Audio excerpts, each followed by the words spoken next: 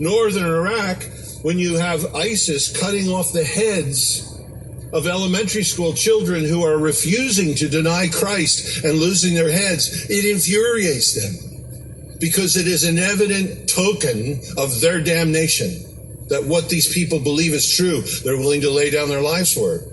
So he says, to the unbelieving world, it is a token of perdition, a sign, but to you, it's a sign of the validity of Jesus Christ in your life. Look, our world is even the church afraid to be that clear. Paul says, here's the deal.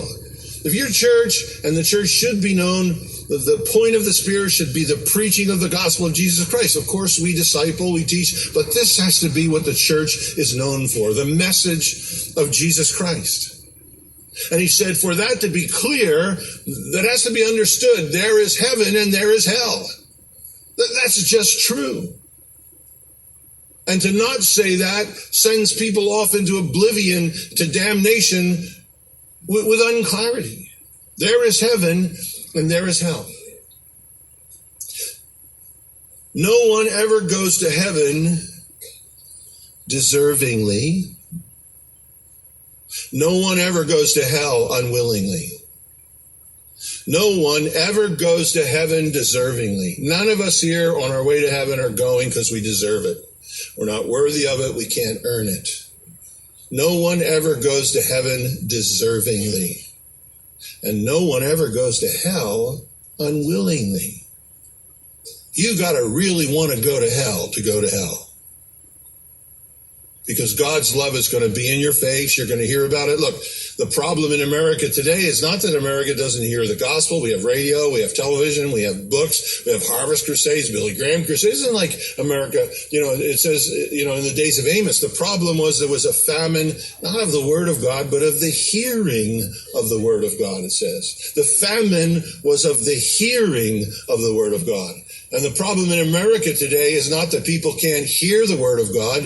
It's a famine of the hearing of it. It's there. It's available. But they don't want to hear it. They don't want to hear what you have to say. But Paul says, if we live like our citizenship is really in heaven, if we really do that, and it weighs as much as what we profess, he says, and whether I'm there or not, you're of one soul, striving together for the gospel of Christ.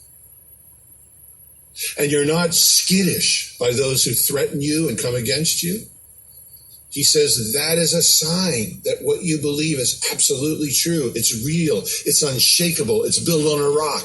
And it is an evidence of perdition, destruction, hell to those that are refusing Christ. And it is an evidence of heaven and forgiveness to those who embraced him. You see, our culture has a different perspective. C.S. Lewis said, heaven is a place for sinners who trust in God for their salvation. And hell is a place for sinners who choose not to trust in God for their salvation. Heaven is a place for sinners who trust in God for their salvation.